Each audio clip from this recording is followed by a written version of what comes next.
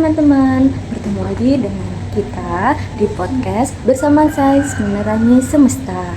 Podcast yang membahas tentang pengetahuan dan dengan cara yang santai. Bersama aku, Jessica Arabella. Saya Ririn Septiani.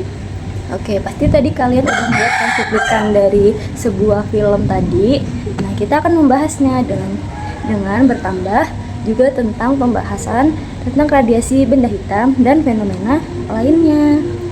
Tenang saja kita nggak akan membahas tentang rumus. Kita akan memahami dengan konsep dan logika dan juga contoh sehari-harinya. Dan sudah kita baca dan kita ketahui. Yang pertama kita akan membahas tentang apakah itu fisika kuantum. Fisika kuantum adalah cabang fisika yang mempelajari perilaku materi dan energi pada skala yang sangat amat kecil seperti elektron, atom, dan partikel subatomik. Kalau fisika klasik kan menjelaskan benda besar, contohnya itu ada mobil atau motor dan lain-lainnya.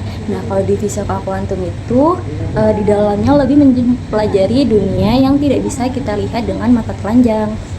Uniknya juga di dunia fisika kuantum, hukum alam bekerja dengan cara yang sangat amat berbeda dari kehidupan kita sehari-hari. Dalam fisika kuantum itu dijelaskan bahwa sebuah partikel tidak selalu memiliki posisi yang pasti. Ia dijelaskan secara peluang, yang intinya membuat fisika kuantum itu terdengar aneh, tapi justru sangat akurat. Jadi itulah penjelasan singkat mengenai fisika kuantum yang akan menjadi topik pembahasan pada podcast hari ini. Kalau ada yang bertanya nih Kak, apa aja fenomena yang ada di fisika kuantum itu? Oke, gini kita jawab ya. Fenomena fisika kuantum juga ada banyak sekali contohnya. Pertama di radiasi benda hitam. Loh, mengapa? Apakah beda dengan radiasi warna hitam lainnya? Mari kita bahas. Jadi, radiasi benda hitam adalah radiasi energi yang dipancarkan oleh suatu benda.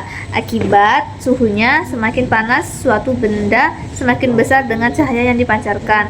Awalnya, fisika klasik mencoba menjelaskan fenomena ini, tetapi menghasilkan kesimpulan keliru bahwa energi radiasi akan meningkat tanpa batas pada frekuensi tinggi.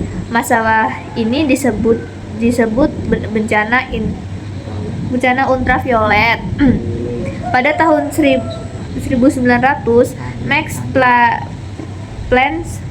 Planck mengusulkan bahwa energi tidak dipancarkan secara terus-menerus, melainkan dengan paket kecil disebut kuantum. Ide inilah yang berhasil menjelaskan radiasi benda hitam dan menjadi fondasi fisika kuantum.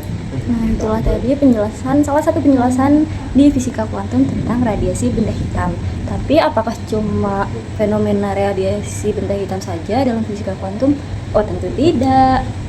Ada beberapa fenomena yang terkenal di fisika kuantum itu, antara lain adalah prinsip ketidakpastian Heisenberg yang menyatakan bahwa kita tidak bisa mengetahui posisi dan kecepatan partikel secara bersamaan dengan tepat.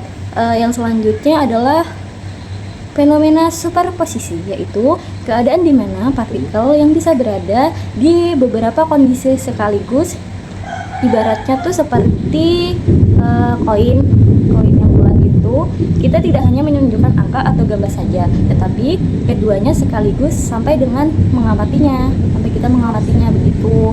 Terus yang lainnya itu ada fenomena keterikatan kuantum atau quantum entanglement, di mana dua partikel saling berhubungan walaupun terpisah sangat jauh.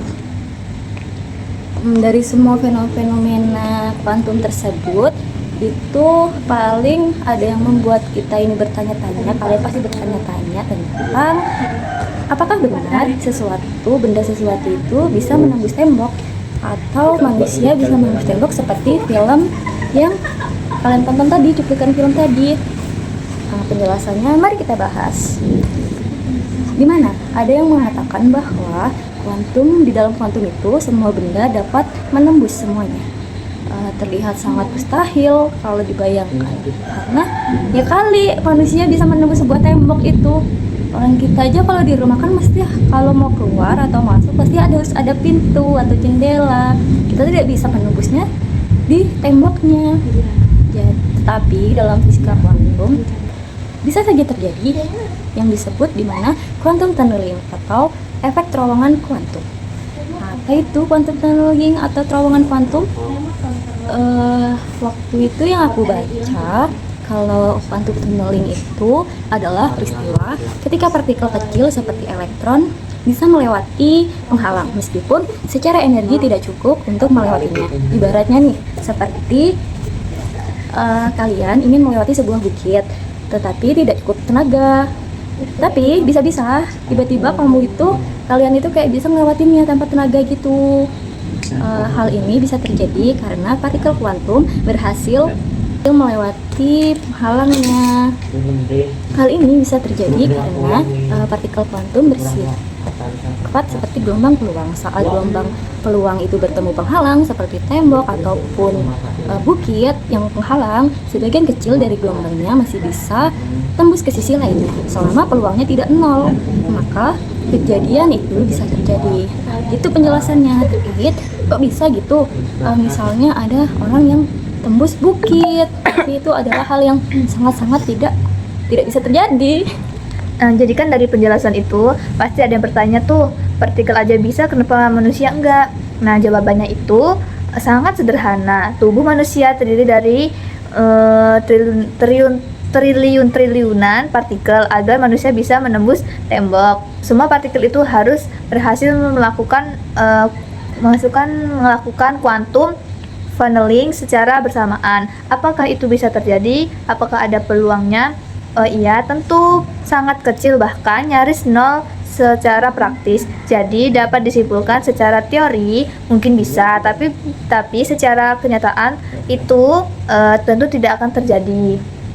Walaupun tadi dijelaskan bahwa manusia itu tidak sama sekali bisa menembus sebuah benda ataupun tembok, tetapi dalam hidup fisika kuantum sangat diperlukan atau bermanfaat. Contohnya saja di beberapa barang seperti di quantum tunneling itu seperti sebagai resistor pada komputer atau HP, flash memory, dan lain-lainnya.